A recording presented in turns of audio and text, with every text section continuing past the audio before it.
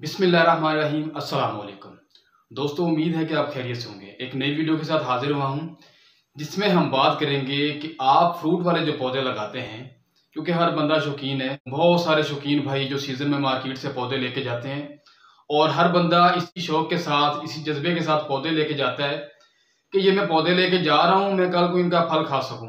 क्योंकि वैसे तो जिनके फ्रूट हैं, जो इनका फल है, ये ठंडे इलाके पंजाब वाली साइड पे आता है, लेकिन बंदे का लगाने का मकसद सिर्फ और सिर्फ यही होता है कि ये फल मैं अपनी ज़मीन पे, अपने घर पे या अपने फार्म हाउस पे या किसी भी जगह पे लगा सकूं, जहां से मैं कल को इसके कुछ दाने जो है वो तोड़ के जो फ्रूट है उसका जायका ले सकूं। तो इसी हवाले से आज की हमारी वीडियो है। सीजन में बहुत सारे भाई पौधे लेके जाते हैं, तो मसला ये आता है कि वो जाके पौधे लगाते हैं। बाज़ इलाकों में पौधे जो कामयाब हो जाते हैं, बाज़ ज़मीनें पौधों को मान जाती हैं और बाज़ जो ज़मीनें हैं वो पौधों को मानती नहीं है। तो ये पौधे कौन से हैं? इनमें सबसे पहले आड़ू आता है, खुबानी आती है, बादाम आता है, जापानी फल आता है। इसके अलावा आपकी जो है नाशपाती, अंगूर वगैरह ये सारी चीजें आ जाती हैं। मतलब जो बंदे का एक माइंड सेट हुआ है कि ये सारे के सारे जो पौधे हैं ये पहाड़ी इलाके में, ठंडे इलाके में कामयाब हैं, हमारे इलाके में कामयाब नहीं है। तो इसी हवाले से आज की मैं वीडियो बना के आपके साथ शेयर कर रहा हूँ कि हम इन पौधों को कामयाब करने के लिए किस तरह की जमीन में लगा सकते हैं और किस तरह का इन्हें टेम्परेचर चाहिए कि जहां पे ये पौधे कामयाब भी हों और फल भी दे सके। तो वीडियो को आप एंड तक देखें। अगर आपको वीडियो अच्छी लगे आप इसको लाइक भी करें, शेयर भी करें और मेरे चैनल को भी सब्सक्राइब करें। सबसे पहले अगर बात करते चलें कि खुबानी, आड़ू, जापानी फल, बादाम, इन सारी चीज़ों के लिए ज़मीन किस तरह की होनी चाहिए। तो दोस्तों, इन सारी चीज़ों के लिए ज़मीन आपकी इस तरह की होनी चाहिए कि जिसके नीचे कोई रुकावट वाली चीज़ ना हो। मतलब उसके नीचे कोई पथरीली चीज़ ना हो ख़ास तौर पे, या ऐसी आपकी ज़मीन सख्त ना हो कि जहाँ पे जो पौधे की जड़ें हैं वो आगे उनकी जो रवानगी है वो ना हो सके। अगर जड़ें आगे नहीं बढ़ सकेंगी तो आपका जो पौधा अपनी नशोन्मान नहीं कर सकेगा। तो इसलिए आप कोशिश करके इन सभी पौधों के लिए आपकी जो ज़मीन है वो मैरा या हल्की पक्की होनी चाहिए, या इसके अलावा अगर रेतली होगी तो उस इलाके में खुश्की की वजह से ये पौधे जो हैं दीमक या इसके अलावा किसी और कीड़े मकोड़े का जो शिकार हो सकते हैं। तो कोशिश करके हल्की पक्की, हल्की मैरा, इस तरह की ज़मीन का इंतखाब करें जहाँ पे जो है आपका आड़ू भी कामयाब होगा, जापानी फल भी कामयाब होगा, इसके अलावा खुबानी, नाशपाती, अंगूर, ये सारी चीज़ें कामयाब होंगी।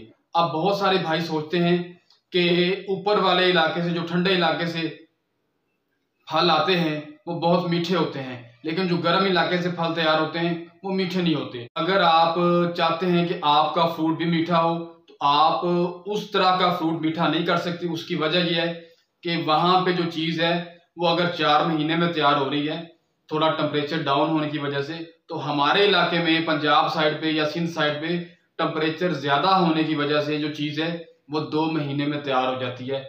उस इलाके में उस चीज को पकने के लिए ज्यादा टाइम मिलता है, लेकिन हमारा जो इलाका है, पंजाब हो गया या सिंध हो गया, यहाँ पे इसे पकने के लिए जो है वो टाइम कम मिलता है।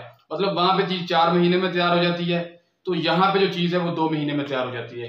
अब जिस इलाके में चीज को पकने के लिए ज्यादा टाइम मिलेगा उस चीज की जो मिठास है वो उतनी ही ज्यादा होगी, और जिस इलाके में चीज को पकने के लिए टाइम कम मिलेगा उस इलाके में चीज की जो मिठास है वो उतनी ही कम होगी। उस जितनी मिठास कभी भी नहीं हो सकती। थोड़ी बहुत अगर आप मिठास बढ़ाना चाहें तो आप पोटाश के इस्तेमाल करके थोड़ी बहुत जो है वो मिठास में इजाफा कर सकते हैं, लेकिन जो उस इलाके की बात है, ठंडे इलाके की, वो हमारे इलाके की, गर्म इलाके की कभी भी बात नहीं हो सकती। वहां का फ्रूट और यहाँ का फ्रूट, इसमें जमीन आसमान का फर्क होगा। ये पौधे लगा के आप जो है वो फ्रूट का नज़ारा तो ले सकते हैं, लेकिन वहां जितनी मिठास है वो हासिल नहीं कर सकते। तो अब अगर बात करते चले, बहुत सारे भाई जो वो शिकायत करते हैं कि पौधे हम लेके जाते हैं, जैसे ही पौधे ज़मीन में लगाते हैं तो हमारे जो पौधे हैं वो खुश्क होना शुरू हो जाते हैं, पौधे सूख जाते हैं। तो उसकी क्या वजह है?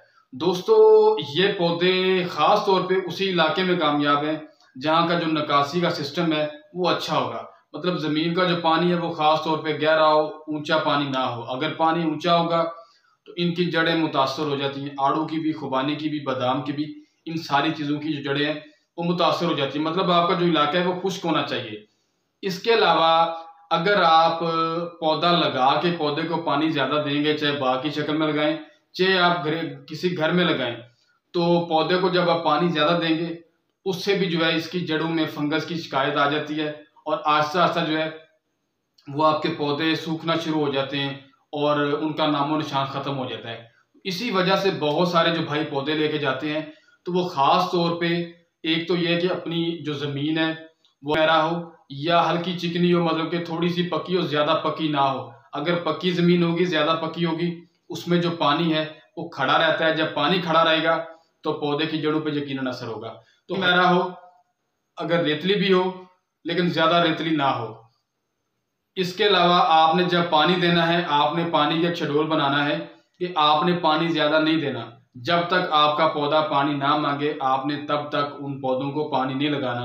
अगर आप पानी टाइम से पहले लगाएंगे तो आपके जो पौधे हैं वो ख़राब होना शुरू हो जाएंगे। मानसून का सीज़न आता है तो बारिशों के दिनों में आप ख़ास तौर पे पौधे के साथ मिट्टी लगा दिया करें, ताकि जो भी बारिश हो तो जब उसका पानी नीचे गिरे तो पौधे के तने से फ़ौरन दूर चला जाए। अगर पौधे के तने के साथ आएगा, तने को पानी टच होगा, तब भी जो है पौधे का जो तना है वो मुतासर होगा और आपका जो पौधा है वो खुश्क होना शुरू हो जाएगा। मुख्तसर सी बात में अगर आपको समझाता चलूँ कि आपकी ज़मीन अच्छी हो, निकासी का सिस्टम अच्छा हो, आपकी ज़मीन खुश्क हो, बत्तर अपना जो है वो ज़्यादा ना रखती हो, मतलब अगर आप पानी लगाएं तो 1-2-3 दिन में पानी जो है वो खुश्क हो जाए, हफ्ते बाद पौधा पानी दोबारा मांगे।